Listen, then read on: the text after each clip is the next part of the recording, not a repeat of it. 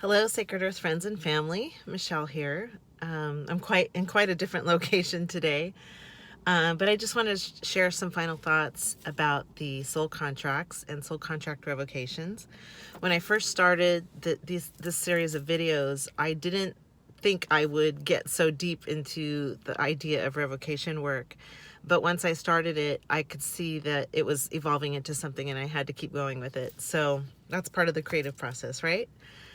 So, and this work for me very much is about being creative, meaning creating potential realities, creating potential timelines, healing myself. This is very much about healing myself because I know that part of my healing work is using my voice, okay? And that's true for, a lot of people. So hopefully it inspires someone. But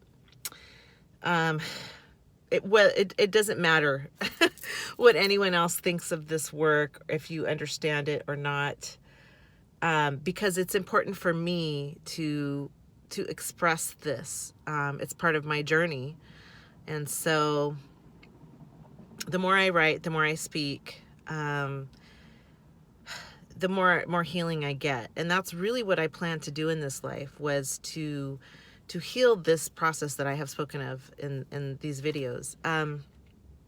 Healing soul contracts, healing timelines, and that's what we're going through right now, is a massive healing of our timelines. There really is only one organic timeline, okay? And so eventually all these infinite possibilities of timelines are going to merge into one organic timeline. Okay, so this soul contract revocation work is facilitating that process.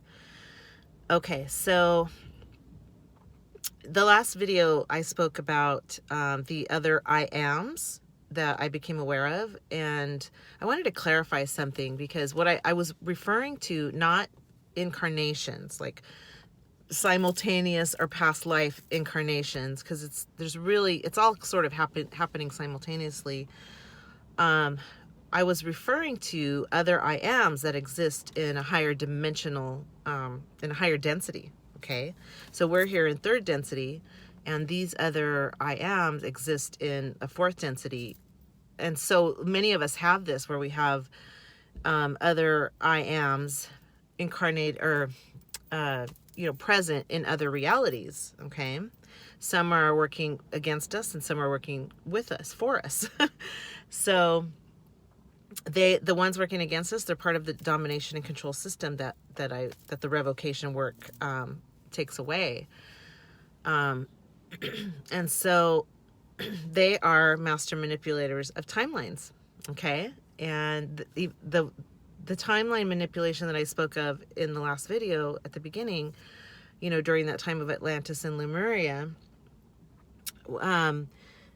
that type of manipulation is still occurring now. Okay, so it's like you could see it's like somebody behind the veils pulling the puppet strings of your reality. Okay, so that you can't reach your most optimal potential or goals or mission that you came to do here on this planet. And when we venture off on those timelines, we do go through intense, massive learning experiences, which is helpful to the soul. So every experience has value to it, okay? But we also do evolve to a point where we don't need to have those experiences anymore. And when you are ready, you can jump off of those negative timelines and start to live in your full energetic capacity. Every little thing we do on this planet pulls out energy, or it can pour in energy or it can pull out energy, right? And so it's like you walk into a store, little drops of energy are being pulled out, right? Through advertising, through your choices, and what you want is an organic experience where you can choose freely and organically what you want, without the mind programs or the manipulation within your reality happening.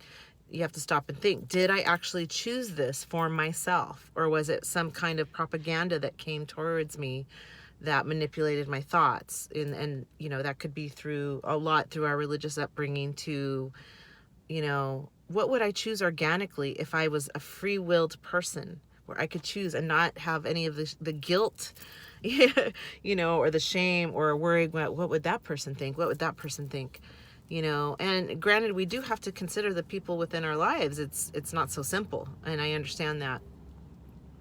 But we also have to do what's in our soul's best interest and individuate. So anyway, so that's what I wanted to share with you. And so I think I'm going to call this series a wrap. Stay tuned for more videos. It is part of my path to speak, and so I am going to do that.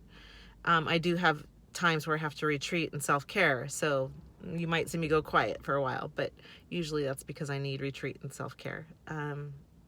That's important too. So, all right, friends. Well, thank you so much for staying with me all the way till the end of this video series. And again, if you have questions, feel free to ask. I did post links on the last video to those Soul Contract Revocations, and I will continue to do that here as well on this video. So, all right, friends, have a very happy day. Namaste.